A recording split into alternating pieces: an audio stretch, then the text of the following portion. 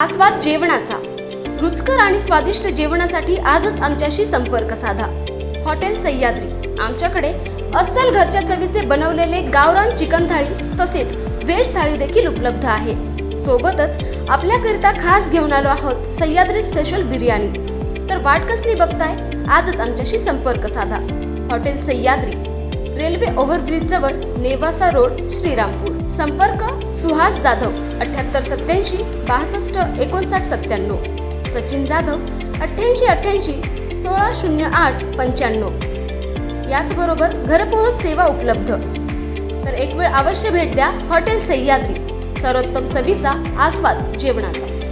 प्रसाद crockeries, सहप्रायोजक Duggad agro industries, Shrirampur.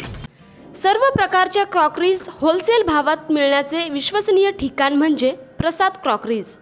आमचा पत्ता छत्रपती शिवाजी चौक, गोंधवनी रोड, श्रीरामपूर.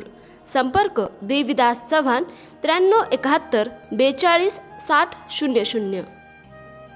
तर एक वेळ अवश्य भेट द्या प्रसाद क्रॉकरीज. सर्व प्रकारच्या धान्यांची साफसफाई तसेच प्रतवारी करून मिळण्याचे एकमेव ठिकाण म्हणजे दुग्गड ॲग्रो इंडस्ट्रीज. आमचा पत्ता श्रीरामपूर MIDC, प्लॉट क्रमांक A207, रस्ता क्रमांक 5. संपर्क 98 905 49 207, 72 496 90 920. नमस्कार. VIP राष्ट्र सह्याद्रीच्या तमाम प्रेक्षकांचं हार्दिक स्वागत. आज राजकारणाच्या क्षितिजावर या मुलाखत सत्रामध्ये आपल्या समवेत आहे राष्ट्रवादी काँग्रेसचे प्रदेश सरचिटणीस अविनाश अधिक सर. दादा, आपलं स्वागत. थँक्यू. अविनाश दादा, ज्यांना प्रेमाने सगळी लोक अविदादा म्हणून ओळखतात, महाराष्ट्रातल्या मोठ्या राजकीय घराण्यांपैकी एक अधिक घराणं. माजी मंत्री गोविंदराव अधिक, माजी उपमुख्यमंत्री बॅरिस्टर रामराव अधिक यांचा वारसा लाभलेलं हे युवा नेतृत्व. राज्याच्या राजकारणामध्ये अधिकांचं नाव नेहमीच आदरपूर्वक घेतलं जातं. आज आपण जाणून घेणार आहोत अविनाश दादा अधिक यांच्याबद्दल. दादा, गोविंदराव अधिक महाराष्ट्राचे मोठे नेते, शरद पवारांबरोबरच आणि त्यांच्या तोडीचं नाव राजकारणातलं म्हणजे गोविंदराव अधिक. आपण अधिक घराण्याचे सदस्य आहात आणि ज्यावेळेला अधिक साहेब खूप मोठ्या राजकीय व्यापात होते त्यावेळेला आपलं बालपण, काय सांगाल आपल्या बालपणाबद्दल? आपण त्यावेळेला कसा अनुभव घेतला? असं कारण याचं उत्तर देणं सोपं नाही. बालपण जन्म श्रीरामपूरचा आहे. जी. माझा जन्म झाला त्यावेळी माझे वडील तालुका काँग्रेस कमिटीचे सरचिटणीस होते. अधिक साहेब त्याच वेळी वकिली करायचे. अधिक साहेब त्याच वेळी CDJ कॉलेजमध्ये लेक्चरर होते, मर्कंटाईल लॉ शिकवायचे. आणि श्रीरामपूरमध्ये एका भाड्याच्या घरामध्ये आमचं वास्तव्य असायचं. तर जन्मच माझा त्या काळचा असल्यामुळे मला ते काय फारसं आठवत नाही. परंतु मी इयत्ता 3रीपर्यंत न्यू इंग्लिश स्कूल श्रीरामपूर इथे माझं प्राथमिक शिक्षण झालं. अधिक साहेब तोपर्यंत विधानसभेतून श्रीरामपूरातून दुसऱ्यांदा निवडून गेलेले होते. आणि 3रीचं शिक्षण संपलं त्या वर्षी 1978 साली अधिक साहेबांचा पोलोद सरकारमध्ये शरद पवार साहेबांच्या नेतृत्वाखाली जे स्थापन झालं होतं त्याच्यात मंत्री म्हणून समावेश झाला.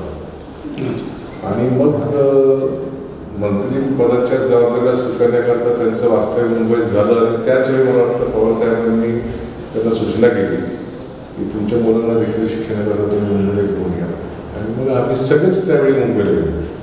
1970च्या 11व्या महिन्यात नोव्हेंबरमध्ये माझा जन्म झाला. आणि 78मध्ये साधारण जून जुलैला काहीतरी साहेबांचा शपथविधी झाला. आणि मग आम्ही श्रीरामपूर सोडून मुंबईला राहायला गेलो. तिथून पुढचं मग बालपण म्हणलं तर ते मुंबई. त्याच्या आधीचं इथलं बालपण तुम्ही जर विचारलं तर मग ते बहुतेक आता ती बिल्डिंग दिसत देखील नाही श्रीरामपूरमध्ये. त्यावेळी तिचं फार मोठं नाव होतं, जगताप बिल्डिंग. त्या जगताप बिल्डिंगमध्ये अधिक साहेब जगताप चाळ म्हणायचे. तर जगताप बिल्डिंग असं शाळा कधी त्याला म्हटलं गेलं असं मला वाटत नाही. जगताप बिल्डिंग म्हणायचे एक प्रशस्त मैदान पुढं असायचं त्या काळात. हां. आता ते शोधायला गेलं तर दिसत नव्हते वस्तुस्थिती. आणि ते देखील मी नगर परिषदेच्या निवडणुकीच्या प्रचारात फिरत असताना पुन्हा तिथे गेली. चंद्रकांत सेगरांच्या घराच्या मागच्या बाजूला कुठेतरी ते मी पाहिलं. मला ते उभं देखील लागले, कारण बालपणीच्या आठवणी फार वेगळ्या होत्या. आणि मग ते तिथलं वास्तव्य. त्याच्यानंतर साहेबांनी बेलापूर रोडला विद्या हाऊसिंग सोसायटीची स्थापना झाली. तिथे आमचं वास्तव्य झालं. तर बालपणाचे जे मित्र होते ते शाळेतले होते. पैकी एक तुमचा चांगला परिचित आहे, आता ते जिल्हा काँग्रेसचे कार्याध्यक्ष झाले सचिन गुजर. सचिन माझे मित्र त्याच कॉलनीत राहतात. ते आता त्या कॉलनीत राहतात, त्यावेळी ते तिथं राहत नसत. आणि त्यांचे वडील ॲडव्होकेट रामराव गुजर साहेब हे अनेक साहेबांचे मित्र, सहकारी, कार्यकर्ते वेगवेगळ्या स्वरूपात ते असायचे बरोबर. परंतु साहेबांचे मित्र ॲडव्होकेट बी एल कुंदे साहेब, ॲडव्होकेट पी टी चौधरी साहेब, डॉक्टर वसंतराव माने साहेब, साहेबांचे मित्र परंतु गुरुस्थानी त्यांना मानायचे साहेब ॲडव्होकेट रावसाहेब शिंदे साहेब. साहेबांना ज्यांनी इथे राजकीयदृष्ट्या घडवलं, मदत केली आणि साहेबांच्या समाजकारणाला आणि सगळ्याच कार्यामध्ये त्यांनी फार मोठ्या प्रमाणात साथ केली, आशीर्वाद दिले स्वर्गीय डॉक्टर अण्णासाहेब शिंदे साहेब. या सगळ्यांच्याच घरी जाणं येणं याच्यात लहानपणी गेलं. आता तुम्ही श्रीरामपूर येण्याआधी इथे दत्तात्रय आंबेकर नावाचे पत्रकार होते. तुम्ही तुमच्या सहकार्यांशी बोलला तर तुम्हाला कळेल. स्वर्गीय वसंतराव देशमुख साहेबांबरोबर पण ते असायचे. तर हे दत्तात्रय आंबेकरांचं नाव याकरता घेतो की तो लहानपणी माझा मित्र होता. दत्ता आंबेकर म्हणजे दत्त्या हा माझा लहानपणीचा मित्र. कुंदे काकांचा अजित कुंदे हा माझा मित्र. किंवा आता राजेश व्यवहारे हे उत्तम पॅथॉलॉजीचा लॅब चालवतात. राजेश व्यवहारे माझा शाळेतला वर्ग मित्र. असे तुम्हाला अनेक नाव देते. ॲडव्होकेट जयंत चौधरी जे ज्यांचं आता बरीच चर्चा असते माझे मित्र म्हणून, हे पण मित्रमंडळीच होते. परंतु ते आमच्या शाळेत नव्हते म्हणून आमचे ते शाळकरी मित्र नव्हते. परंतु पी टी चौधरी साहेबांच्या घरी कधी गेले तर काकाकडे गेले तर जयंत माझा मित्र. असं घरोघरी आमचं जाणीव असायचं लहानपणी. आणि मग ग्रामीण भागामध्ये श्रीरामपूरसारख्या शहरामध्ये क्रिकेट असेल, विटूदांडू असेल, पतंग उडवायची असेल, चोर पोलीस खेळायचं असेल, ह्याच्यातच सगळा वेळ जायचं. दादा, ज्या वेळेला तुम्ही शाळा महाविद्यालयात होतात किंवा कॉलेजमध्ये होतात, घरात राजकीय वातावरण होतं आणि त्यावेळेला तुम्ही असं ठरवलं होतं की मी करिअर राजकारणात करेल, किंवा तुम्ही दुसरं फील्ड निवडलं होतं आणि मग तुम्ही अचानक राजकारणात आला? नाही, याचं तुमचा तुम्हाला स्पष्ट द्यायचं तर मी एक सांगेन की लहानपणापासून घरामध्ये वडिलांना पाहत होतो. काका माझे खूप एक आदराचे व्यक्ती होते आणि त्यांचे माझे संबंध फार जवळचे होते, प्रेमाचे होते. ते वडिलांपेक्षा मला जवळ त्यांनी जास्त यायचे. वडील जरासे आमचे कडक होते. रामराव साहेब फार लाड करायचे आणि ते उपमुख्यमंत्री झाले होते. ते मुंबईमध्ये फार मोठे नामांकित वकील होते. तर मला असं वाटायचं की आपण वकील व्यवसायात जातो. आणि ते टप्प्याटप्प्याने सगळ्या मुलांसारखं माझं देखील मनामध्ये वेगवेगळे विचार यायचे. कधी हे व्हावं सोडायचं, कधी ते व्हावं सोडायचं. परंतु कुठेतरी आपण देखील समाजकारणात, राजकारणात यावं हे मनापासून वाटायचं. पण घरातले संस्कार असे होते की आमच्या वडिलांनी फार कटाक्षाने एक गोष्ट पाहिली की केवळ तुम्ही माझ्या घरात जन्म घेतला म्हणजे हा तुमचा अधिकार नाही की तुम्ही तिथे राजकारणामध्ये केंद्रस्थानी आहात. तुमच्यात जर खरंच ही इच्छाशक्ती असेल तर तुम्ही उतरा, समाजामध्ये मिक्सअप व्हा, लोकांची कामं करा, लोकांमध्ये उर्वस करा. आणि मग लोकांमधून जर तुमच्याकरता काही मागणी आहे तर निश्चित तुम्हाला तो अधिकार आहे. त्यांचं म्हणणं होतं की आम्ही जे समाजकारणात, राजकारणात आलो आमच्या पाठीमागे कोण होतो, आम्ही असेच आलो. बरोबर. त्यावेळी एक फार मोठी चर्चा असायची ना, आताही खरं ती आहे की हे राजकीय वारसदार आणि घराणेशाही. आता ते अलीकडे फिल्म इंडस्ट्रीच्या बाबतीत पण मोठी चर्चा आहे. परंतु आदिक साहेबांचं प्रामाणिक मत होतं की ज्यांच्यात गुणवत्ता असेल त्यांनी काम करावं, काम सिद्ध करावं. ते सिद्ध केलेल्या कामावरती संधी पुढे मिळेल तर निश्चित याच्यात यावं. काही न करता याच्यामध्ये उडी टाकण्याचा विचार करू नये. तेव्हा साहेबांनी शिक्षणाच्या निमित्ताने मी बाहेर पडलो तरी प्रत्येक सुट्टीला मी श्रीरामपूरला येत आहे. आणि त्या प्रत्येक सुट्टीत आल्यानंतर इथं राजकीय काही घडत असेल, एखादी निवडणूक लागली असेल किंवा काही चर्चा समारंभ काही असेल तर मी सक्रिय व्हायचो. मी वाटायचं आपल्या मनात की काहीतरी आपण हे करावं, पण ते केलं नाही किंवा ते झालं नाही तर मग माझं आयुष्य संपेल किंवा मी झोप उडेल असं कधी मला वाटतं. बरोबर. आय वॉज ओपन टू म्हणजे राजकारणच केलं पाहिजे असं काही नाही. असं आहे. पण राजकारण करण्याची इच्छा मनामध्ये पहिल्यापासून आहे, राजकीय क्षेत्रात काम करण्याची. होती आहे आणि राहणार. Yes. दादा, तुम्ही ज्या वेळेला आमदारकीच्या चर्चेत आला, म्हणजे माझ्यामध्ये दुसरं इलेक्शन, ज्या वेळेला पहिल्यांदा जयंतराव ससानेंना गोविंदराव अधिकाऱ्यांनी तिकीट दिलं हो. आणि दुसऱ्या वेळेला पुन्हा 2004ला दिलं, त्यावेळेला अशी चर्चा होती की ती संधी विधानसभेची तुम्हाला द्यायची होती आणि ती संधी तुम्हाला द्यायची विधानसभेची कार्यकर्त्यांमधनं पण मागणी होती आणि म्हणून जयंतराव ससानेंना साई संस्थांचं अध्यक्षपद साहेबांनी त्यावेळेला दिलं. पण पुन्हा त्यावेळेला वेगळी राजकीय कलाटणी मिळाली आणि त्यांनी दुसऱ्यांदा विधानसभेचं तिकीट मिळवलं. तर त्यावेळेला तुम्ही तयारी केली होती का राजकीय, की ही बाहेरची चर्चा आहे? फार चांगली गोष्ट आहे की तुम्ही या प्रश्नाच्या बद्दल. वस्तुस्थिती अशी आहे, 1999 सालीच्या विधानसभेच्या निवडणुकीमध्ये काँग्रेस पक्षामध्ये आणि राष्ट्रवादी काँग्रेस पक्षामध्ये एक दोन विचार प्रवाह निर्माण झाले होते. आदरणीय पवारसाहेबांनी राष्ट्रवादी काँग्रेस पक्ष स्थापन केला आणि जवळपास संपूर्ण महाराष्ट्रामध्ये काँग्रेस पक्ष 2 भागांमध्ये विभागला गेला.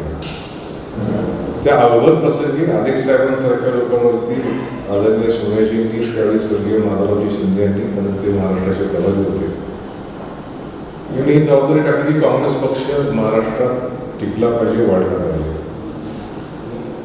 आणि मग महाराष्ट्रात प्रचार करायला फिरणार कोण, हा एक मोठा प्रश्न होता.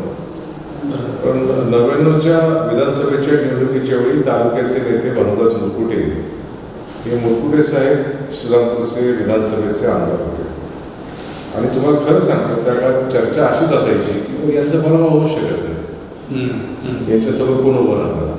किंवा त्यावेळीची चर्चा अशी असायची की विधानसभेची निवडणूक झाली तर मुरकुटे साहेबांची होतं अधिक साहेबच कशी निवडणूक, जयंतराव त्या निवडणुकीत उमेदवार होऊ शकतात ही चर्चाच होती. आणि त्याच्यात काही काळ आधीपर्यंत जयंतराव हे स्वतःच मुरकुटे साहेबांच्या संघटनेमध्ये काम करून नगरपालिकेचं राजकारण करत होते. पण त्यावेळी जे काय घडलं त्याच्यात जयंतरावने पण निर्णय घेतला काँग्रेस पक्षात राहण्याचा. अधिक साहेबांच्या ते आले, त्यांनी अधिक साहेबांबरोबर काम करण्याची भूमिका स्वीकारली आणि मग सगळ्या कार्यकर्त्यांची चर्चा करून असं ठरलं की मग जयंतराव ससानेंना उमेदवारी द्यायची. ते घ्यायला तयार नव्हतं जयंतराव. ओके. कारण परिस्थिती अशी होती की आता विभागणी झालेली आहे मतांची. भानुदास मुरकुटे इथं 3री टर्म आमदार झालेले होते. त्यांचा संघटनेचा खूप चांगला भक्कम आणि मजबूत होता, कारखाना ताब्यात, आणि त्यांच्याच बरोबर त्यांच्या नेतृत्वाखाली काम करत होते. कालपर्यंत त्यांच्या नेतृत्वाखाली काम करणं, आता अचानक त्यांच्या विरुद्ध विधानसभेला उभं राहायचं असं त्या द्विधा मनस्थितीत जयंतराव होते. परंतु त्यांनी ते तिकीट घेतलं. ते रंगी झाले, कारण अनिल कांबळेंनी त्यावेळी शिवसेनेचं तिकीट घेतलं. परत तोच विचार झाला की शहरातल्या मतांची विभागणी होईल, कारण अनिल कांबळेंना ग्रामीण भागातून मतं मिळणार नाही असं काही विषय झाला होता.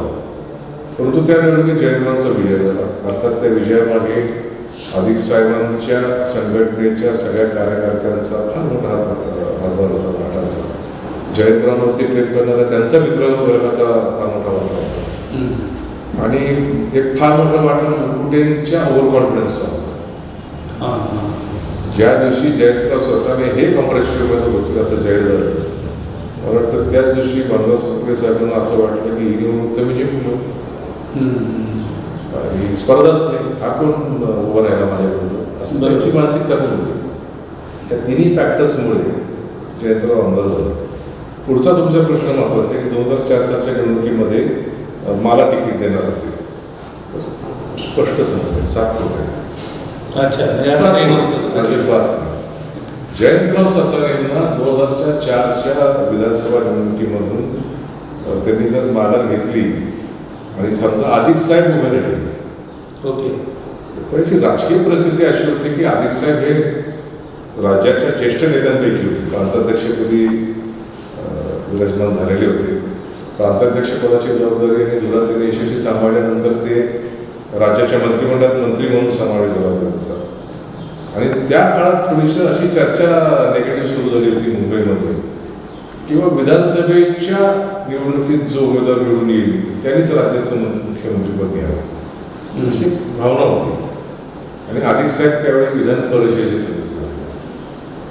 2004 देखील ते विधान परिषद सदस्य होते. त्यामुळे हा विचार झाला होता की आता 2004च्या विधानसभा निवडणुकीमध्ये जर अधिक साहेब श्रीरामपूर विधानसभेतून उभे राहिले आणि समजा श्रीरामपूरच्या जनतेने त्यांना पाठबळ दिलं, प्रतिनिधित्व करण्याची संधी दिली, तर कदाचित उद्याच्या बदलणाऱ्या राजकारणामध्ये ह्या तालुक्याच्या भूमिपुत्राला मुख्यमंत्रीपदाची संधी मिळू शकेल अशा भावनेतून जयंतरावांची चर्चा झालेली होती. आणि जयंतरावांनी आमदारकी अतिशय चांगल्या पद्धतीने इथं काम केलं. त्यांच्यावरती अन्याय केला की काय अशी भावना होऊ नये म्हणून कुठेतरी त्यांना कॉम्पन्सेशन नाही म्हणणार मी, पण त्यांना योग्य असं एक प्लॅटफॉर्म द्यावं म्हणून अधिक साहेबांनीच त्यांना शिर्डी साहेबांना संस्थांचा अध्यक्ष केलं.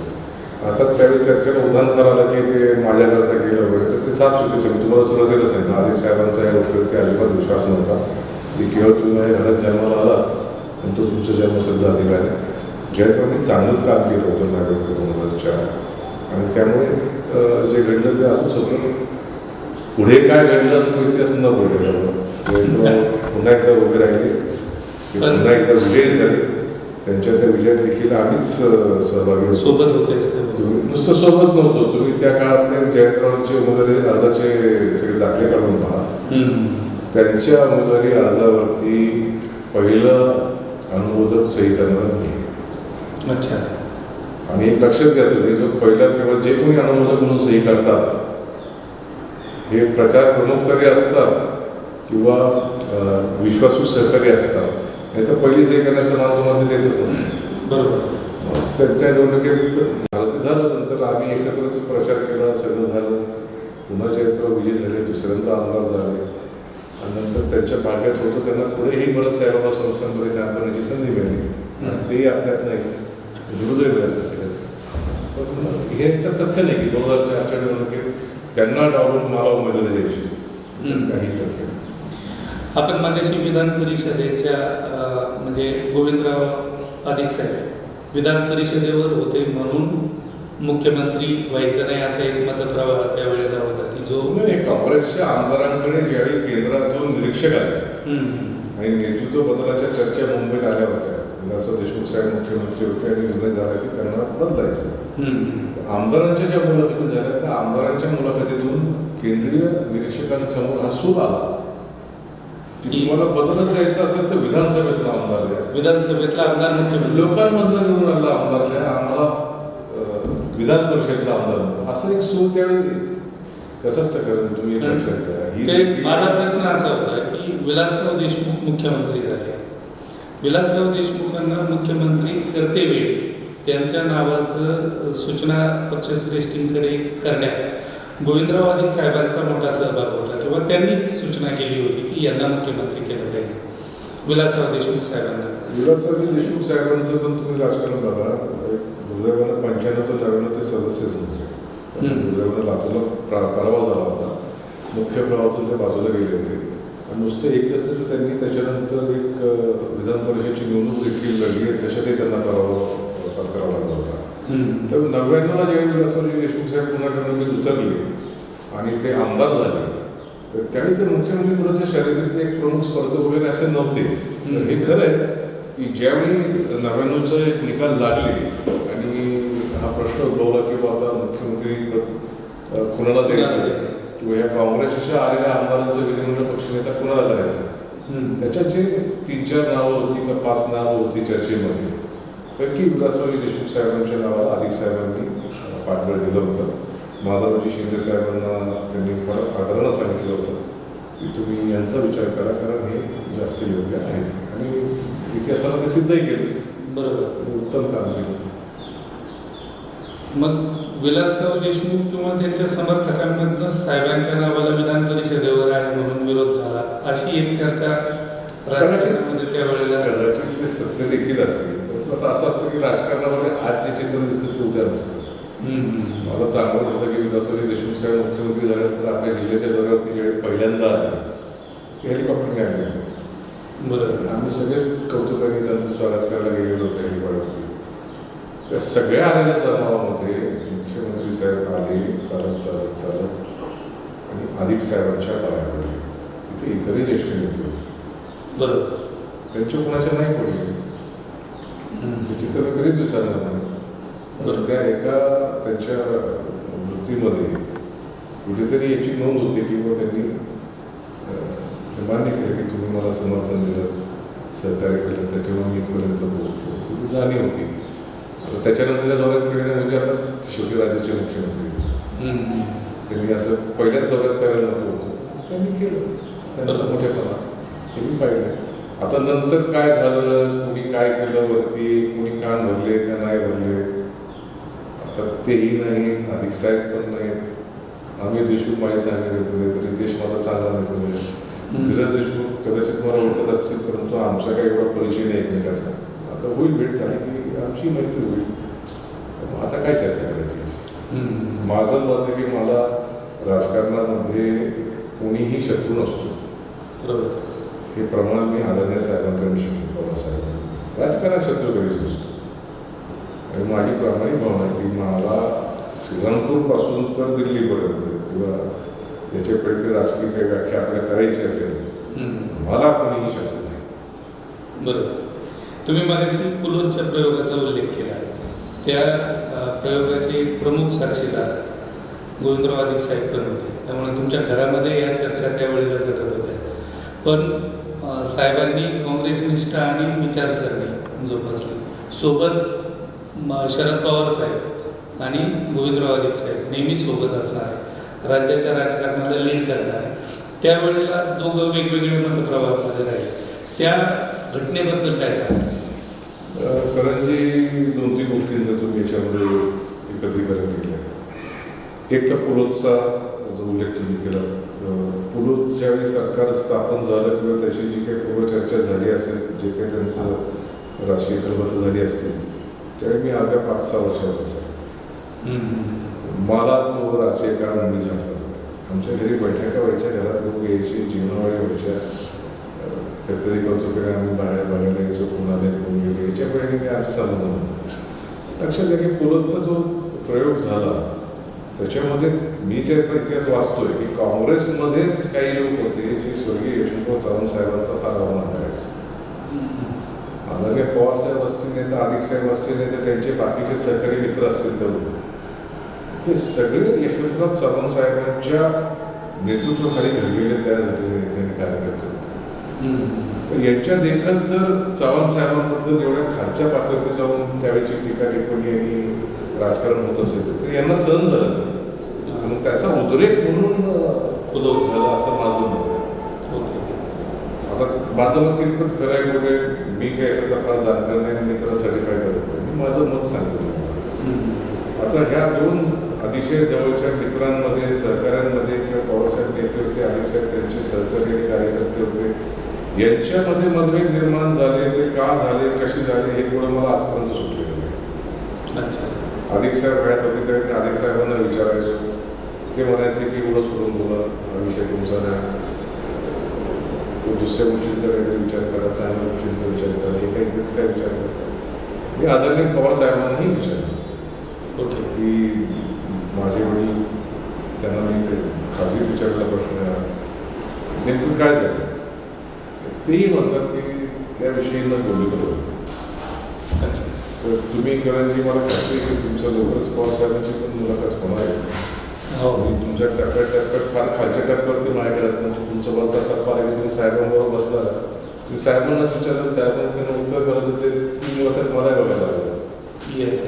ते अतिशय जवळचे मित्र होते, शेवटपर्यंत होते आणि त्या मैत्रीमध्ये काही त्याला गेला नाही. जरी राजकीय मतं वेगळी होती तरी आमच्यामध्ये कौटुंबिक संबंध लहानपणापासून आतापर्यंत तसेच राहिले. ठीक आहे, वयोमानानुसार आपापल्या प्रपंचामध्ये सगळेच अडकतात. बरोबर. परंतु मूळ स्नेह, मूळ प्रेम आणि आमच्यातला एक एकोपा जो आहे ते हे दोघं एकत्र होते का नव्हते त्याचा काहीही परिणाम त्याच्यावरती झाला नाही.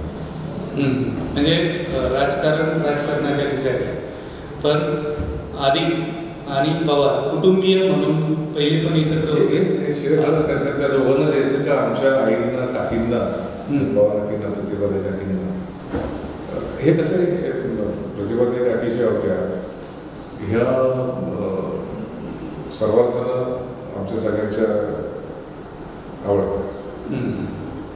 आणि काकींची एक मैत्रिणीची टीम होती. त्याच्यामध्ये मग शिंदे काकी होत्या, गुजरात सुशीलकुमार शिंदे काकी, किंवा त्याच्यामध्ये गुलाब मावशी होत्या, शांताराम गुलाब साहेबांच्याकडून, किंवा त्याच्यामध्ये मिसेस बेगी होत्या दत्तमेंच्याकडून. अजूनही असते, म्हणजे सगळ्याचे नाव मी घेत नाही. माझी आई, तर ती माझ्या आईची आणि त्यांचे संबंध फार जवळचे आजही आहे. आम्हाला कधीच याची जाणीवच झाली नाही की आमचे वडील का आमचे काका काय करतात. आम्हाला भीती किंवा आनंद याचा वाटायचा की काकी खुश आहेत किंवा काकी नाराज आहेत. अच्छा. आणि हे सगळ्यांकरता होतं. तर त्या सगळ्या ग्रुपमध्ये एकच फक्त वाईट होतं की मी एकटा मुलगातून सगळ्या मुली होते. एवढं एक वाईट होतं. येस. तुम्ही या सगळ्या कौटुंबिक खेळीमेळीच्या वातावरणात एकत्र राहिला. नंतर अधिक साहेबांनी पवार साहेब पुन्हा एकत्र आले शेवटच्या टप्प्यामध्ये एकत्र. आणि आता तुम्ही पवार साहेबांबरोबर राज्याच्या राजकारणात आहे. जी. आता राज्याच्या राजकारणाचे प्रवाह बऱ्या प्रमाणात बदलले गेले. दोन इलेक्शनमध्ये अगदी कोण कुठे अगदी तुमचंही कन्फ्युजन होत असेल की हे कधी कुठे होते, आता कुठे आहेत, बऱ्याच नेत्यांच्या बाबतीत. पण जो वैचारिक प्रवाह तुम्ही जपला आणि तुम्ही पवार साहेबांसोबत या राजकारणामध्ये राहिला. या इलेक्शनमध्ये मोठ्या प्रमाणावर जबाबदारी पक्षाची साहेबांनी तुमच्याकडे दिली होती. पण खूप मोठी स्थित्यंतर आता पण झाली. अजितदादांना या चर्चेत म्हणजे राजकारणामध्ये केंद्रस्थानी भूमिका राहिली की अजितदादा काय निर्णय घेतात. आणि अजितदादांच्या सगळ्यात जवळची जी काही नेते होते त्याच्यामध्ये तुम्ही पण होता. तर आताची जी राजकीय समीकरणं तयार झाली की आता सुद्धा भाजपची मंडळी म्हणजे राणेसाहेब म्हणत आहेत की पवारसाहेब आमच्याबरोबरच आहेत. कालचं त्यांचं स्टेटमेंट हो, निलेश राणेंचं. किंवा अजितदादांनाच पवारसाहेबांचं नेतृत्व मान्य नाही आहे, ते मनातनं भाजपबरोबरच आहे, पण राजकीय परिस्थिती तशी निर्माण झाली नाही म्हणून ते पुन्हा मागे गेले. पण तुम्ही हे सगळं जवळून अनुभवलं आणि पाहिलं. तुम्ही काय सांगाल या परिस्थितीबद्दल? फार साधायचं होतं. आदरणीय पवारसाहेबांचं राजकीय आपण जर पट पाहिला तर मला वाटतं 54 वर्ष त्यांचं असं आहे की ते विधिमंडळात किंवा संसदेत आहेत. त्यांच्या एवढा प्रदीर्घ अनुभव आणि सलग 54 वर्षापेक्षा जास्त कालखंड यांनी विधिमंडळात किंवा संसदेत व्यतीत केला असं देशाच्या पातळीवर नसेल. आणि महाराष्ट्रापुरतं बोलायचं तर महाराष्ट्रात सिग्निफिकंट व्हायचं असेल, महाराष्ट्रात तुमच्याकडे कुणीतरी लक्ष दिलं पाहिजे, प्रकाश होतात तुम्ही आला पाहिजे असं वाटत असेल तर त्यांच्या नावाने तुम्ही काही स्टेटमेंट करा, चांगलं करा. किंवा ही मंडळी तुम्ही जी नावं घेतात बहुतेक वाईट अर्थानं घेतात, डबल मिनिंगचं घेतात, राजकीयदृष्ट्या संभ्रम निर्माण व्हावा असं घेतात. नंतर साहेबांचं नाव जोडतात की लगेच त्याला प्रसिद्धी मिळते आणि ती व्यक्ती ओव्हरनाईट चर्चेत येते. हे खरं की अलीकडच्या काळामध्ये राजकीय फार अदलाबदल होत गेले आहेत, फार गमतीशीर असतात, काही अदलाबदल संबंधाच्या पलीकडे असतात.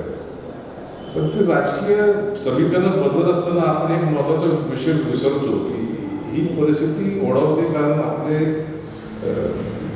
समंजस जे काही मतदार आहेत ते कुठेतरी निर्णय प्रक्रियेत चुकतात. बरोबर.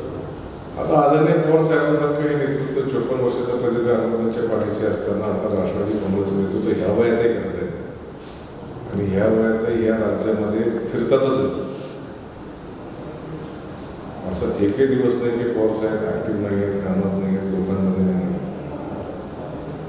परंतु आजही या महाराष्ट्रानं एक हाती त्यांना सत्ता दिली. बरोबर. साहेबांनंतर उल्लेख करावा तर जनसामान्यांमध्ये ज्यांची फार मोठी प्रतिमा ह्या राज्याच्या राजकीय पडद्यावरती राहिली आणि ते दुसऱ्या पक्षाचे नेते म्हणून तर ते स्वर्गीय बाळासाहेब ठाकरे आहेत, शिवसेना प्रमुख. त्यांनाही फार मोठी लोकप्रियता मिळाली, तेही खूप लोकप्रिय होते, परंतु त्यांना देखील या राज्याच्या जनतेनं एक हाती सत्ता दिली नाही.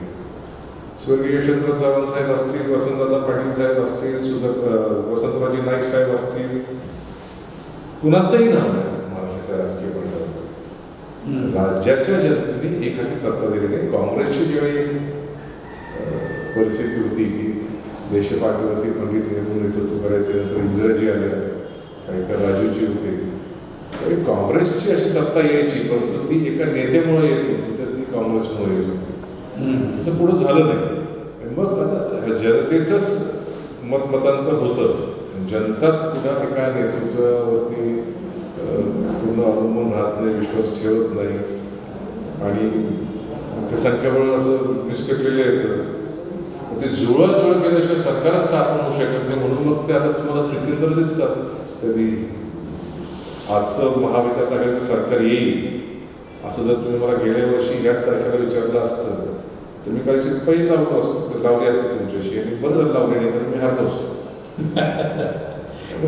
तुम्ही पण असं म्हणाला असतं की हे येणार शक्यच नाही ना. असं आहे की असं काहीतरी होऊ शकतं, ही कल्पना देखील माझ्यासारखा कार्यकर्ता करू शकत नाही. तर म्हणून आदरणीय साहेब येस, ते साहेब काही करू शकतात.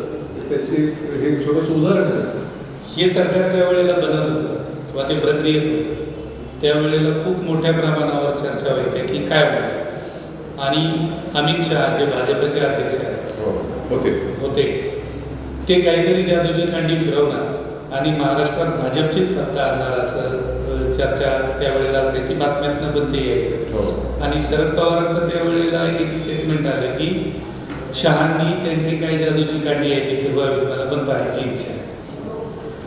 मग या त्यांच्या वक्तव्याचा आधार घेऊन काही राजकीय विश्लेषकांनी पुन्हा असा अर्थ लावला की अजितदादांनी जे बंड केलं या बंडाचे सूत्रधार पण पवार साहेबच.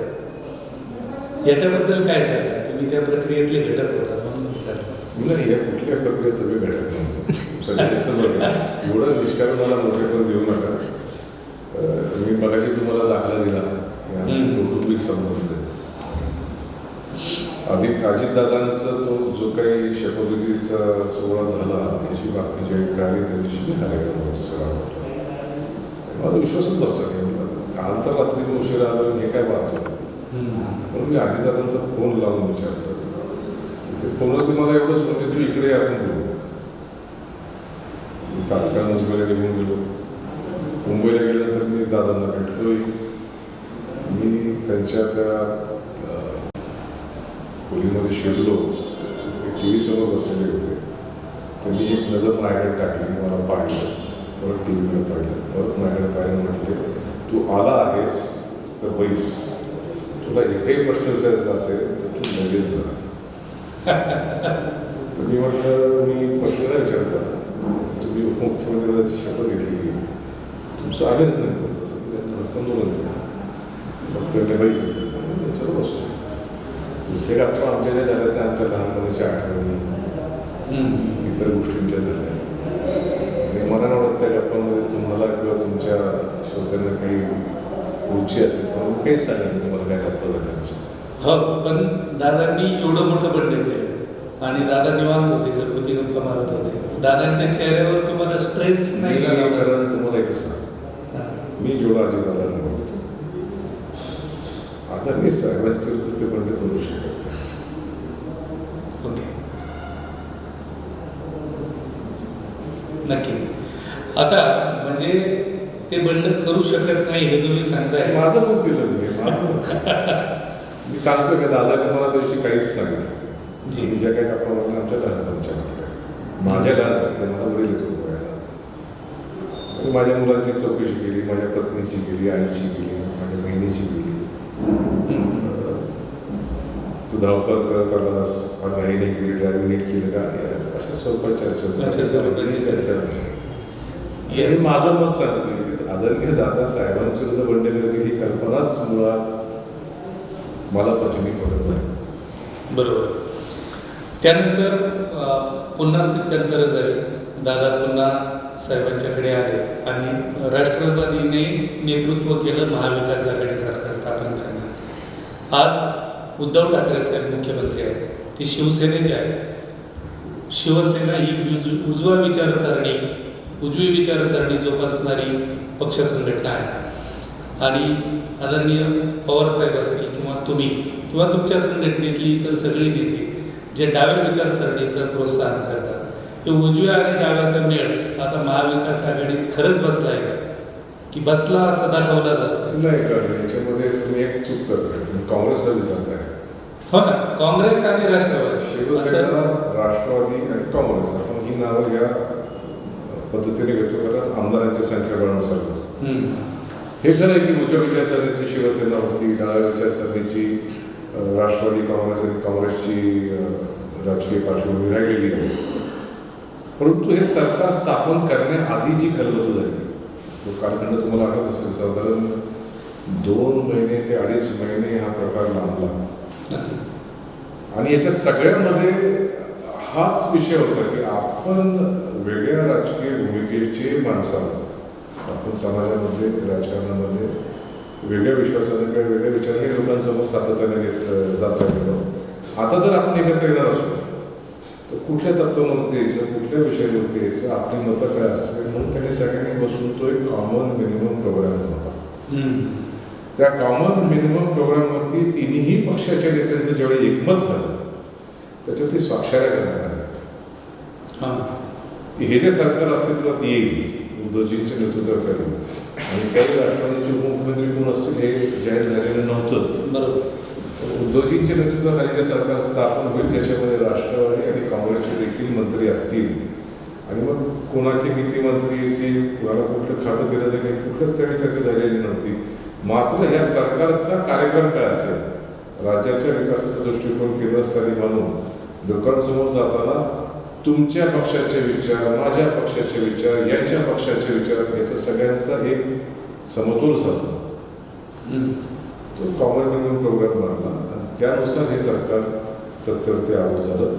हे अतिशय दुर्दैवी आहे की ते मार्चमध्ये पासून आपल्यासमोर आता हे कोरोनाचं संकट आलं, म्हणून कॉमन मिनिमम प्रोग्राममध्ये बऱ्याचशा गोष्टी खरं तर कार्यान्वित करायला त्यांना संधीच मिळालेली नाही. सगळेच आता ह्या कोरोनाच्या लढाईमध्ये अडकलेले आहेत. आर्थिक मोठं संकट आलेलं आहे, बेरोजगारीचं संकट आहे. सगळ्या अर्थानं यावर्षी पाऊस आपल्याकडे फार होतोय, त्यामुळे पिकांचं नुकसान महाराष्ट्रभर होत आहे. हे सगळी नवीन नवीन आव्हानं आली, त्यामुळे कॉमन मिनिमम प्रोग्राम तर बाजूलाच राहिला ह्या आव्हानांच्या बाबतीत. आणि मग शेवटी कुठलेही काम केल्यानंतर साधा प्रश्न असतो, हे काम महत्त्वाचं का माणूस जगवणं महत्त्वाचं? तर तुम्ही सांगा की माणूस जगवणं महत्त्वाचं. म्हणून ह्या तिन्ही पक्षांनी, या सरकारने हीच भूमिका स्वीकारली की माणूस जगवला पाहिजे.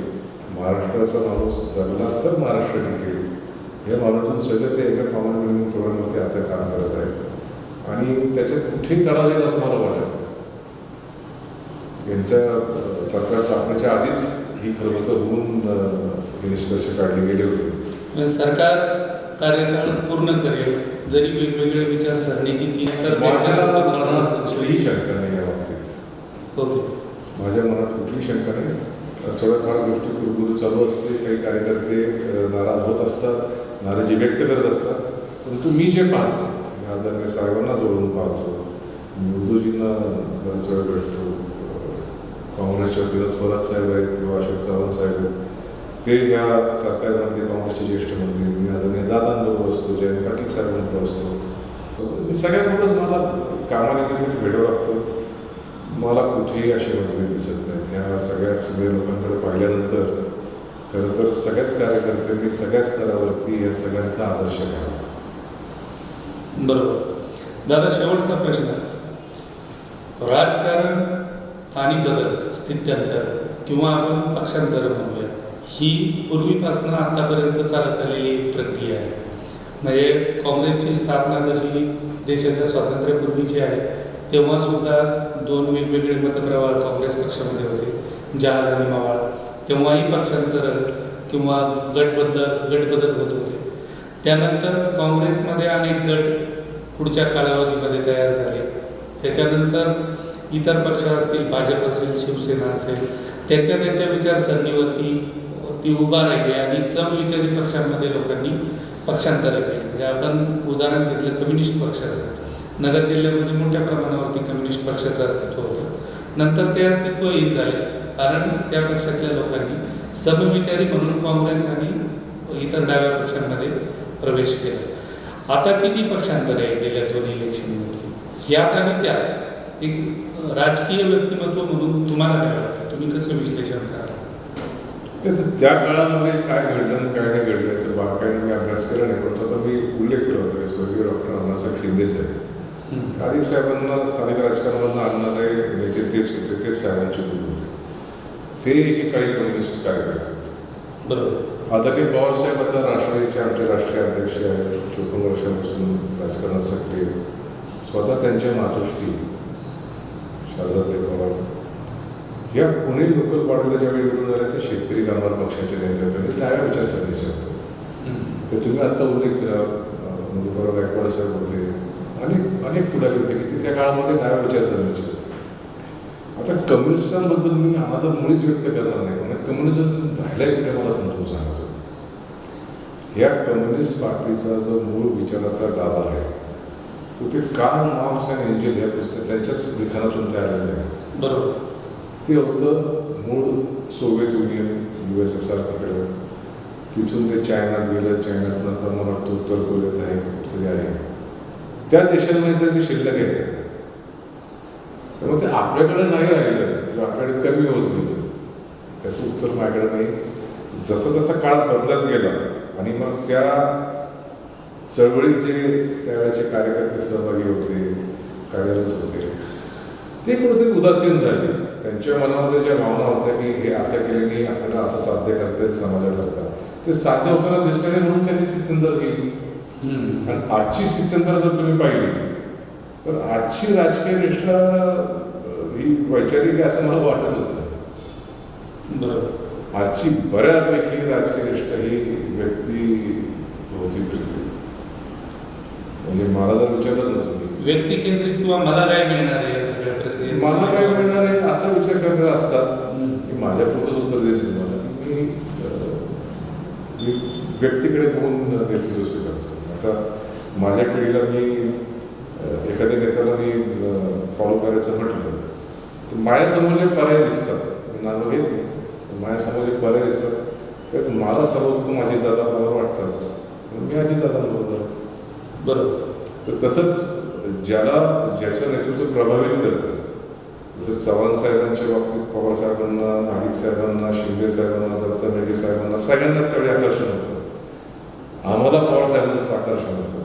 आता पवार साहेब 80व्या वर्षाकडे मार्गक्रमण करत आहेत, तर त्यांच्यानंतर अजितदादा आहे, जयंत पाटील साहेब आहेत, असे अनेक पक्षातले पुढारी आहेत. यांची कार्य करण्याची पद्धत, यांच्या कामाची आवक, यांचा उत्साह आणि एकूण सगळं पाहिलं तर माझ्यासारख्या व्यक्ती वाटतं की यांच्या नेतृत्वाखाली लागतं म्हणून मी दादांबरोबर असतो. बाकी घरगुती संबंध आहेतच, तो भाग झाला. बरोबर. परंतु राजकीय पराठ्यावरती देखील, कारण तुम्हाला माहिती आहे बाकीच्याशी माझे संबंध खूप चांगले. नेते म्हणून मला अजितदादा आवडतात. नक्कीच. त्याच्यामध्ये मग व्यक्तिगत काहीतरी मला मिळणार आहे ही भावना माझी तरी नाही. इतरांची असेल तर त्याच्यावरती भाष्य करणं मला वाटतं मी योग्य नाही. बरोबर.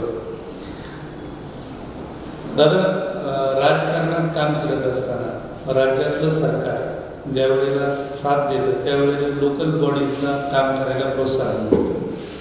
स्थानिक नगर परिषद तुमच्या ताब्यात आहे, आपल्या तुमच्या मोठ्या भगिनी अनुराधाताई अधिक नगराध्यक्ष आहेत. तर आता नगरपालिकेच्या कामकाजामध्ये आपल्याला सरकारची साथ मिळते. म्हणजे याच्यामध्ये आता दुर्दैवाने मी तुम्हाला मागाशीच म्हटल्याप्रमाणे सरकार स्थापन व्हायची खलबतं जवळपास 2-3 महिने चालले. त्याच्यानंतर सरकार आलं नाही तर सरकाराच्या मंत्रिमंडळातल्या लोकांना जबाबदारी वाटण्यामध्ये काही काळ गेला, मग ते स्थिरवण्यामध्ये थोडा वेळ गेला, ते कुठेतरी स्थिरवले असं वाटलं आणि कोरोनाचं संकट आलं. त्याच्या आधी माननीय देवेंद्र फडणवीस साहेबांच्या नेतृत्वाखाली भाजप सेनेचं सरकार होतं.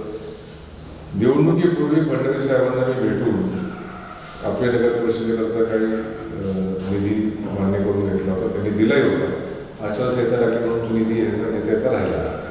मला वाटलं आता महाविकास आघाडीचं सरकार आलंय, आपल्या विचाराचं सरकार आलंय किंवा आपल्या नेत्यांचा सहभाग असलेलं सरकार आलंय, आता जास्त मदत मिळेल. आणि माझ्या ह्या अपेक्षेला मी चुकलो कुठेतरी असं नव्हतं. कोरोनाचं हे महाभयंकर संकट आलं नसतं. मी तुम्हाला खात्रीशीर सांगतो की पहिल्या 3-3.5 वर्षाच्या कार्यकाळात अनुराधाताईंच्या ज्याचं जो काही नगर परिषदेचं कामकाज चालू असताना जेवढा निधी आला त्याच्यापेक्षा जास्त निधी या एकट्या वर्षात मी आणला असता किंवा मला दिला असता आपल्या नेत्यांनी. आता हे दुर्दैव आहे की ते येऊ शकलेलं नाही. याच्यातही आम्ही जास्तीत जास्त प्रयत्न करतो की कसं सरकार दरबारी आपले संबंध, आपलं पक्षाचं नाव घेऊन आम्ही जाऊन लोकांची प्रशस्ती करून निधी मागतोय त्यांना. जास्तीत जास्त निधी आणल्याशिवाय काम तर होणार नाही. बरोबर. निधी अभावी काम होत नाही. आता राज्याच्या अर्थमंत्र्यांनी 33% आपलं बजेट आणून ठेवलं. 33% बजेटवरती आपण कारभार करतो. त्याच्यामध्ये मला किती मनात इच्छा असली की आपण हातभार लावा तर मी थोडंसं कमी पडतो. मी माझ्याकडनं करत राहतो. मला त्याचा श्रेय मिळो न मिळो हा कधीच विषय नाही. श्रीरामपूरचा विषय आला की मी कधीच विचार केला नाही की इथं आमदार कोण आहेत, इथं नगराध्यक्ष कोण आहेत, इथं माझ्याबरोबर कोण आहे, माझे विरोधी कोण आहे. जे कोणी माझ्याकडे येतात आणि ज्या विषयाकरता येतात त्याच्यात जर मला मदत करता येईल तर मी करतो. बरोबर. मी आलेल्या व्यक्तीला कधीच विचारत नाही बाबा तू कुठल्या गटाचा, तू कुठल्या गावाचा, तू गेल्या निवडणुकीत कुणाबरोबर होतास. आपण मला वाटतं जिल्ह्यात काहीतरी अशी संस्कृती आहे असं नाही ऐकतो. विचारधारा म्हणून, संस्कृती म्हणून, गावाची पद्धत म्हणून ती शैली माझ्यात नाही. ते आधी विचारायचं तो कुणाबरोबर आहे आणि मग ठरवायचं. मी ऐकतो बाबा असं चिठ्ठ्या पाठवल्या जातात, नातेवाईकांची नावं द्या, फोन नंबर द्या, तू इथं कुठं होता, तू तिथं कुठं होता, तू किती लोकांची मतदानं घडून आणली वगैरे वगैरे असं काही ऐकतो. मी करमणूक करून घेतो. हे आपल्याला कधी घरात शिकवलेलं नाही, आपल्या घरात कोणी करताना आपण पाहिलेलं नाही, आपण स्वतः कधी हे करू शकलेलो नाही आणि करू शकणार नाही. बरोबर. चालतं. येस. दादा, आता एक प्रश्न श्रीरामपूरच्या बस स्थानकाच्या चर्चेत पुढे आला बस स्थानकाच्या निमित्ताने आणि आपल्या बस स्थानकाच्या आता निर्मितीसाठी नवीन इमारतीच्या शासनाने परवानगी दिली आहे, त्याच्यासाठी निधी देऊ केला आहे. त्या प्रक्रियेबद्दल काय सांगाल? कुठल्या स्थितीत आहे सध्या? श्रीरामपूर एस टी स्टँडचं नूतनीकरण व्हावं किंवा ते नव्यानं बांधण्यात यावं. आणि आपल्याकडे मागेच आदिक साहेबांनी 5 एकर जागा जास्त घेऊन ठेवली होती. कारण सध्या बस स्टँडच्या पूर्वेला जे आहे मोठं बस स्टँड व्हावं, चांगला बस स्टँड व्हावा, जेणेकरून कधीतरी जिल्हा फाळणी जर झाली तर त्याच्यामध्ये श्रीरामपूरला नवीन जिल्हा म्हणून घोषित करण्याकरता ज्या ज्या गोष्टींची गरज असते त्याच्यात हातभार लागावा म्हणून एक मोठे एस टी स्टँड देखील असावं. त्याकरता ती जागा त्यांनी अधिकृत करून ठेवली होती. आणि म्हणून ज्यावेळी माझ्याकडं हा विषय आला, तो माझ्याकडे मांडला की श्रीरामपूर बस स्टँडचं देखील आपलं काम केलं पाहिजे, तर मी म्हणाले अजून घाई करायची गरज नाही. तर वर्तमानपत्रात बातम्या आल्या होत्या की रोहित पवारांनी कर्जत जामखेडच्या बस स्टँडकरता परिवहन मंत्र्यांकडून परवानगी घेतली आणि त्यांच्या प्रस्तावाला मान्यता मिळाली. त्याचा आधार घेऊन मी अनिल परब साहेबांना बोलून म्हटलं की तुम्ही आमच्या जिल्ह्यामध्ये कर्जत जामखेडला रोहितला दिलं आहे, श्रीरामपूरला आमचं आहे, आमच्या अनेक वर्षापासून प्रलंबित आहे. त्यांनी ते तात्काळ स्वीकारलं. मला त्यांनी विचारणा केली की तुमची इच्छा काय, हे महामंडळाने विकसित करावं की BOT करावं. तर मी त्यांना म्हटलं की साहेब हे असं करायचं का तसं करायचं हे मी सांगण्यापेक्षा आपण मंत्री महोदया आपण ठरवा की आमचं जास्त लवकर कशात बसेल. बरोबर. त्यांनी त्यांच्या PA किंवा सेक्रेटरीला बोलून सांगितलं की हे आदिक साहेबांचं पत्र घ्या, श्रीरामपूर बस स्टँडचा विषय आहे आणि याला BOT टाका. आता BOT टाकायचा अर्थ मी समजून घेतलं की ते BOT मध्ये जास्त लवकर होईल, याचा विषय वेगळं काही नाही. आणि मी त्यांना धन्यवाद म्हणून निघून आलो. आणि काही दिवसांपूर्वी मला नगरवरून डिव्हिजन कंट्रोलर साहेबांची फोन आला की तुमचा प्रस्ताव तुम्ही मंत्री महोदयांना दिला होता, त्याच्या सर्वे करता आम्ही टीम पाठवतो. म्हणून कसं सर्वे करता तुम्ही?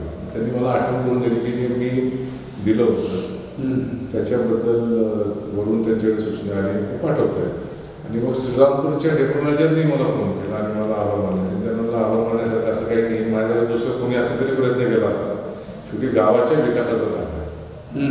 तिथं जर चांगलं बस स्टँड झालं आपण मुंबईला जाताना पाहतो की इकडं संगमनेरचं उत्तम झालंय, इकडं सिग्नलचं उत्तम झालंय. आपलंही तसं चांगलं व्हावं. Yes. भावनातून तिथं फक्त हातभार लावले ना, ते व्हायचं तर होईल. आणि बरोबर साहेबांशी मी इथून फोन करून त्यांना धन्यवाद पण दिले. त्यांच्या ते लक्षात पण नव्हतं, तेवढं झालं तुमचं न झालं ना, व्हेरी गुड. अरे म्हणजे येत्या वर्षभरात हे काम पूर्ण होऊ शकेल नाही, मी त्यांच्याशी आजच बोललोय. एक वेगळा विषय त्यांच्याशी बोलावं लागला म्हणून त्यांना आजच फोन केला होता. तर ते मला म्हणजे तुम्हाला पुढच्या आठवड्यात भेटून आपण चर्चा करू कसं करायचं. कारण तिचं BOT बेसिसचं तिथं आपण गव्हर्नमेंट फंड्सवरती डिपेंडंट राहत नाही. STची आजची परिस्थिती अशी, कारण STच्या एका कारभार संघटनेचा मी अध्यक्ष आहे. बरोबर. STची आर्थिक परिस्थिती अतिशय खराब आहे. STच्या कर्मचाऱ्यांचे पगार देखील होत नाहीत, ही वस्तुस्थिती.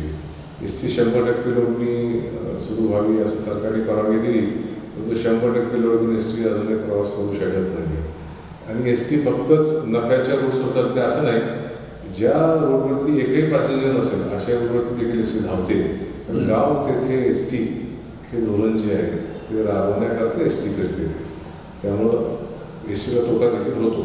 बरोबर. आज मी STकडे वेगळा निधी नाही, फंड नाही. तर त्यांच्या भरोश्यावरती किंवा त्यांच्या विनंतीला त्यांना विनंती करून जर आपण म्हणलं असतं की नाही तुमच्याच महामंडळाकडनं बांधा तरी फारच लांबलं असतं. BOTवरती आता ते त्यांचे काय निकष आहेत, कोण त्याच्यात भाग घेतात, कोण त्याच्यामध्ये येऊन त्या निविदा भरतात, काय डिझाईन बनतं, ते बघू टप्प्याटप्प्याने ते होईल. पण लवकर होईल असं आपण आशावाद करतो. BOTवर होईल आणि त्या प्रक्रियेमुळे लवकर होईल असं आपल्याला वाटतं. माझी नागरिकांची जी चर्चा झाली होती त्यानुसार ते BOTवरतीच त्यांनी घेतलेलं आहे. ते BOTवरतीच होईल आणि लवकर होईल अशी मी आशा करतो. येस. आणखी एक स्थानिक प्रश्न, साहेबांच्या नावाने, गोविंदराव आदिल साहेबांच्या नावाने जे सांस्कृतिक सभागृह श्रीरामपुरात बांधलं आहे, गेली 3-4 वर्षापासून श्रीरामपूरकर प्रतीक्षेत आहेत की ते कधी खुलं होईल आणि आपल्याला वापरात येईल. तर ती प्रक्रिया का अडकली आहे आणि कधी येऊ शकेल असं? फार दुर्दैव आहे याच्यामध्ये. काय सगळंच आपण उघडपणे बोलत नाही, कारण त्यातनं निशाण वेदना होतं. वस्तुस्थिती अशी आहे की राम शिंदे साहेब पालकमंत्री होते गेल्या सरकारमध्ये, फडणवीस साहेबांच्या सरकार. राम शिंदे साहेबांना मी या विषयावरती किमान 5 वेळा तरी भेटलो असेल. राम शिंदे साहेबांनी पहिल्या विनंतीच्या वेळी मला 17 का 18 का 20 लाख रुपये काहीतरी दिले होते आणि दुसरे पैसे मी तुम्हाला पुढच्या वर्षी देतो असं ते म्हटले होते. कारण त्या नाट्यगृहाचे बांधकामाचा काही निधी येणं शिल्लक होता. तो निधी आल्याशिवाय तिथं जे काही फायर सिक्युरिटी सिस्टम आहे तो कार्यान्वित होत नाही. तो जर कार्यान्वित झाला नाही तर ते ऑडिटोरियम खुलं करण्याकरता तुम्हाला जिल्हाधिकाऱ्यांची मान्यता मिळत नाही, अशी ती अडचण आहे. ते जे पेंडिंग काम आहे ते राम शिंदे साहेबांच्या पालकमंत्रीपदाच्या काळामध्ये नंतरच्या 2-3 वर्षात झालंच नाही. ते का झालं नाही? राम शिंदे साहेब कोणाचं ऐकून पैसे देत नव्हते मला नाही. राम शिंदे साहेब मला प्रत्येक वेळी हो म्हणायचे, परत म्हणायचे मला स्थानिक पातळीवरती तुमच्या लोकांचा विरोध करता. माझे कोण लोक होते विरोध करणारे? काय भाष्य बोलायच्यावरती म्हणजे कल्याण मंडपमला श्रीरामपूरच्या कल्याण मंडपाला जे कल्याण मंडपम जयंतराव ससाणींच्या पुढाकारानं झालं, उभं राहिलं, ज्याचं नामकरण भारतीताई कांबळेंच्या सूचनेवरून जनरल बॉडीमध्ये मांडण्यात आलं, नांजूम शेखनी त्याला अनुमोदन दिलं.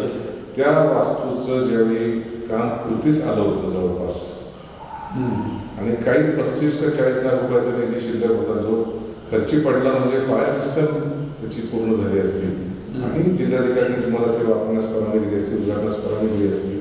तर पहिल्या टप्प्याचे पैसे मला राम शिंदे साहेबांनी दिले, नंतरचे दिले नाही. कारण स्थानिक विरोध होता. ते स्थानिक भाजपाचे नगरसेवक होते, ते स्थानिक इतर कोणी नेते होते, ते स्थानिक इतर कोण माझे हितचिंतक होते. मला याची काही कल्पना नाही, कारण मी राम शिंदे साहेबांकडे कधीही विचारणा केली नाही. मी त्यांना एकच म्हणतो की साहेब काम जवळपास पूर्णत्वास आलेलं आहे, शासकीय निधीचं आहे, समाजसेवा किंवा समाजाच्या उपयोगी पडणारा ते एक व्यासपीठ होत आहे.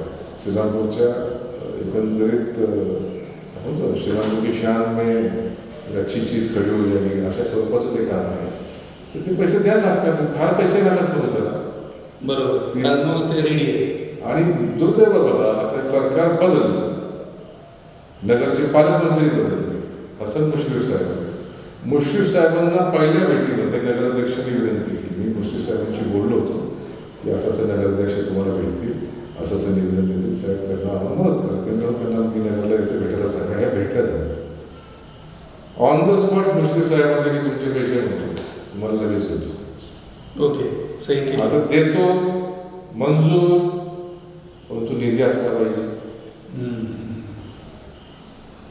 तो काळ असा होता की तुमच्याकडे बजेटमध्ये पैसे शिल्लक नव्हते, मग मंजूर झालेला निधी तुम्हाला 1 एप्रिल नंतर नवीन आर्थिक वर्षात दिला जाईल असा त्याचा अर्थ होतो. बरोबर. परंतु दुर्दैवाने इथं 20 तारखेलाच लॉकडाऊन आला, मार्चमध्ये.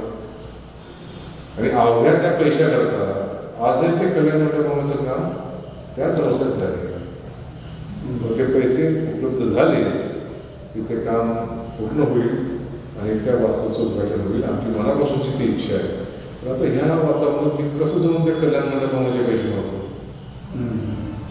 इथं तुमच्याकडे फेस मास्क, PPE किट, तुमच्या testing kits, oxygen cylinders, ventilators, या गरजा जास्त अधिक महत्त्वाच्या आजच्या परिस्थितीत आहेत. म्हणून मी तुम्हाला म्हणून मगाशी की आता अमुक गोष्ट करू का माणूस वाचवू असा प्रश्न मंत्री म्हणून विचारतात. आपण म्हणतो ते माणूस वाचवतो. कल्याण मंडप मांडल्या तुला थांबू.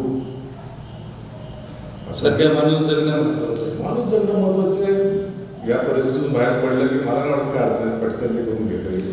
कोरोनाच्या संदर्भाने एक प्रश्न आहे की राजकीय व्यवस्था म्हणजे आपण त्याला शासन म्हणतो, ही या कोरोनाच्या नियंत्रणाच्या प्रक्रियेतनं अगदी अलिप्त राहिली आणि ही सगळी यंत्रणा प्रशासनाने हाताळली. काही नेते असाही आरोप करतात की ही प्रशासकीय हुकुमशाही आहे. जिल्हा प्रशासन किंवा राज्यातलं प्रशासन पुढाऱ्यांचं ऐकत नाही. तुमचा काय अनुभव आहे किंवा तुमचं काय मत आहे याबद्दल? ही तक्रार राज्यभर तुम्हाला ऐकायला नाही मिळणार. अच्छा. मी फार जबाबदारीनं बोलतो. प्रशासन सर्वस्व पणाला लावण्याच्यात काम करते. सरकार देखील याच्यामध्ये पूर्ण ताकदीशी प्रशासनाच्या नावं आहे. काही जिल्ह्यांमध्ये तुम्हाला कधीच त्या जिल्ह्याचे पालकमंत्री किंवा त्या जिल्ह्यातनं प्रतिनिधित्व करणारे लोकप्रतिनिधी तक्रार करताना दिसणार नाही. बरोबर. काही जिल्ह्यात तुम्हाला दिसतात. माझं मत आहे की हे आव्हान इतकं महत्वाचं आहे, एवढं गंभीर आहे की हे व्यक्तिगत हेवे सोडून तुम्ही माझं ऐकलं पाहिजे, मी तुमचं ऐकलं पाहिजे, मला विचारलं नाही, तुम्ही कुणाला विचारून करताय, यांना वेगळं व्यासपीठ पाहावं, वेगळा विषय पाहावा. हा विषय इतका गंभीर आहे की तुम्हाला मन मोठं ठेवून समाजाचं हित कशात आहे हे पाहिजे. तुमच्या श्रीरामपूरचं उदाहरण घ्या. तुमचं म्हणतो कारण मी त्या मोहिमेत नव्हतो. काही लोक म्हणतात याचा मुकाबला करण्याकरता गाव बांधला, जनता करते. काही लोक मोर्चे काढतात किंवा रस्त्याने फिरतात, उघडा उघडा उघडा. सरकारनं जाहीर केले अनलॉक बरोबर. सरकारच्या अंमलाचा अर्थ काय होता? उघडा उघडा. सरकारनं उघडा सांगताना काय सांगितलं तुम्हाला? काळजी घ्या. उघडा मात्र स्वतःची काळजी घ्या, मास्क वापरा, सॅनिटायझर वापरा, सोशल डिस्टन्सिंग पाळा आणि घराबाहेर गरज असतानाच पळा. बरोबर. तुम्हाला करंजी घरी दूध द्यायचे गरजेचं आहे, जर दूध घेऊन या. पण करंजींना असं वाटतं की आता घरी कंटाळा म्हणून मी फिरायला निघतो. हे चुकीचं आहे. हे चुकीचं आहे. मग काही नेत्यांनी भूमिका घेतली की नाही उघडा अर्थसंकट आलेलं आहे, दुकानं उघडली म्हणजे माणूस जगेल. तर साधा प्रश्न आहे की ती दुकानं उघडी ठेवली तुम्ही तर किती आर्थिक लढत होत आहे आज, त्याच्याबरोबर किती आर्थिक संकट टळलं. तर ते आर्थिक संकट टळण्याकरता दुकानं उघडावीत या मताचा मी पण आहे. ती दुकानं उघडत असताना तुम्ही केवळ ह्या गोष्टींची दक्षता घ्या जेणेकरून तुम्हाला तो रोग होणार नाही किंवा तुम्ही जर ते रोगी असाल, तुम्ही ते जंतू तुमच्या अंगामध्ये घेऊन करत असाल, दुसऱ्याला इथे पसरवणार नाही. पण इथं काय आहे की यांनी ही मागणी केली की मी विरोध केला, त्यांनी अमुक सांगितलं की मी असं सांगणार.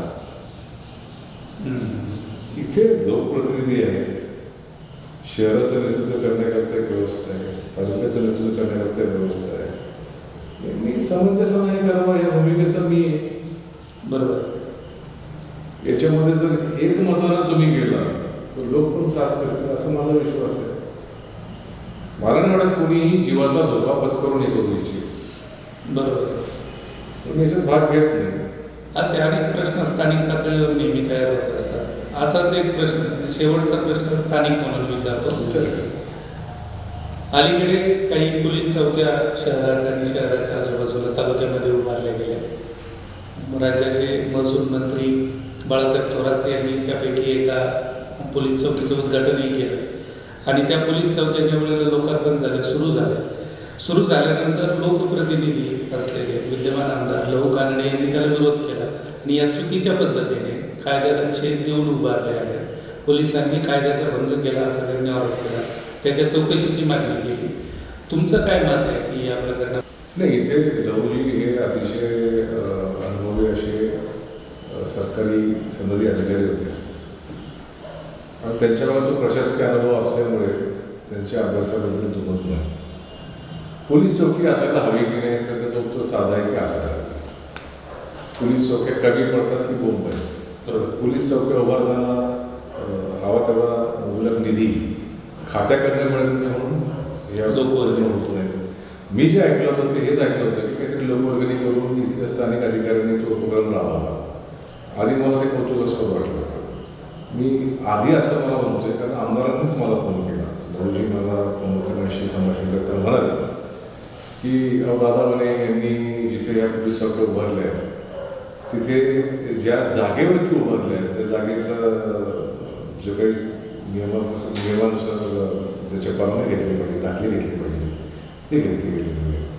2 प्रशासकीय सेवेमध्ये काम करणाऱ्या पोलीस अधिकाऱ्यांकडून जेवढे असा एखादा उपक्रम राबवला जातो की तुम्ही लोकवर्गणी गोळा करून उभारणी करत आहात तर त्याची पूर्वपरवानगी वरिष्ठांकडनं घेतली की नाही.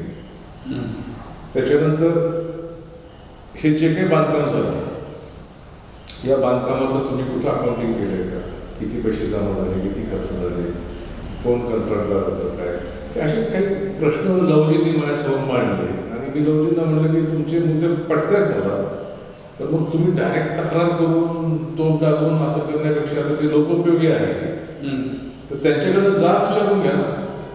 आमदार म्हणून तुम्ही आमदार आहात. बरोबर. आणि योगायोगानं आपलं सरकार आहे. तुम्ही सत्ताधारी सरकार पक्षाचे आमदार आहात.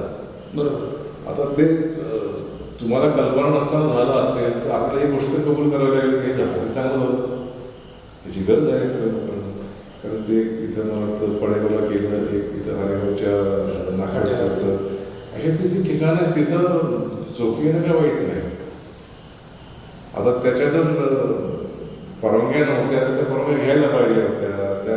त्या काळात नाही घेतल्या गेल्या तर त्या नव्याने घेण्यासारख्या होत्या का, हे पोस्ट त्याचा आपण काही करू शकत होतो का वगैरे तर अशा अनेक विषय होते. मी लहूजींना त्यावेळी म्हटलं होतं की तुम्ही तक्रार केली, त्यांनी मला सांगितलं की मी तक्रार केली, गृहमंत्र्यांना सांगितलं, मी पोलीस महासंचालकांना सांगितलं, मी SP-ना सांगितलं. त्यांना म्हणलं तुम्ही योग्य केलं कारण जर तुम्ही लोकप्रतिनिधी आहात, तुम्हाला वाटतं त्याच्यामध्ये चौकशी झाली पाहिजे. परंतु कुठेतरी ह्या अधिकाऱ्यांनी ज्यांनी हा पुढाकार घेतला होता यांच्याशी त्यांनी चर्चा केली असती तर हा प्रश्न मिटला असता, सुटला असता, काहीतरी समाधानकारक थोडा निघाला असता. आता काय होईल की त्याची चौकशी होत राहील आणि जे बांधलेलं आहे ते उपयोगात येणार. बरोबर. इतर ठिकाणी ते हे नसतं तर हे उभारले. आता त्यांनी लहूजींचे प्रश्न योग्य आहेत, त्याची उत्तर त्यांना मिळते असं असतं. बरोबर.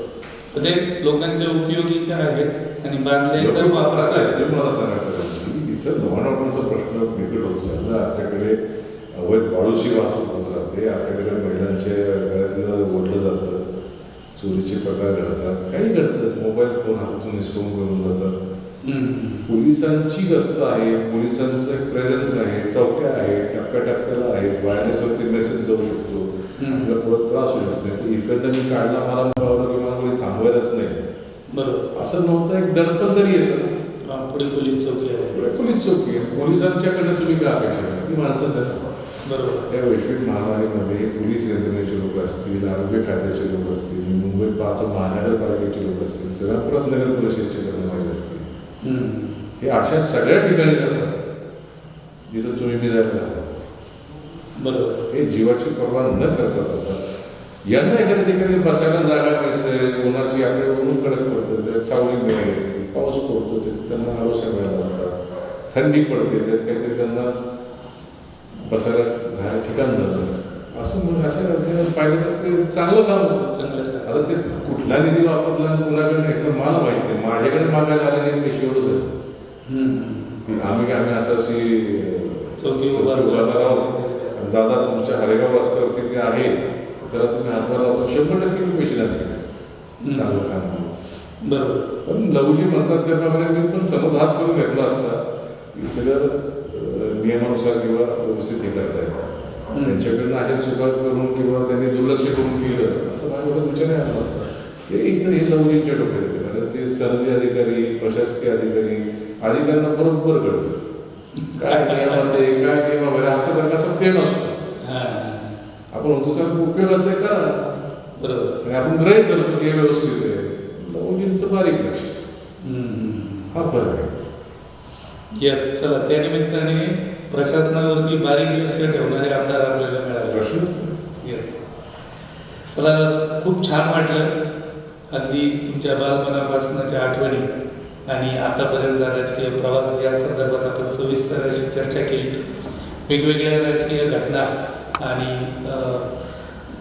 विषयावरती आपण मतप्रदर्शन पण केलं. पण what about your political ambition? तुम्हाला स्वतः असं कधी वाटलं का की आपण अमुक पदावरती असलं पाहिजे, आपण अमुक ठिकाणी काम केलं पाहिजे? आणि कारण to answer your question in a few words, there is no limit to a man's ambition. Yes. माणसाच्या महत्वाकांक्षेला सीमा असतात. जी. परंतु त्या महत्वाकांक्षांना एक वस्तुस्थितीचं भान देखील असावं लागतं. मी ते भान बाळगून आहे. माझे पाय जमिनीवरती आहे. मी माझं काम करतोय, माझ्या नेतृत्वावरती माझा विश्वास आहे. मला संधी द्यायची असेल तर ते देणार आहे. मी त्या दृष्टीने काम करतो. मला हेच द्या तेच द्या असं काही नाही. आणि मी कुठल्याही पदावरती नाही. पक्ष संघटनेचा मी सरचिटणीस आहे. बरोबर. पक्ष संघटनेचा मी प्रवक्ता आहे. पक्ष संघटनेच्या वतीने मी 3-4 ठिकाणी आता मला निरीक्षक म्हणून नियुक्त केलं आहे. आणि ते हळूहळू माझ्याकडे जबाबदारी देतात. याचा अर्थच माझ्या कामावरती कुठतरी समाधान आहे.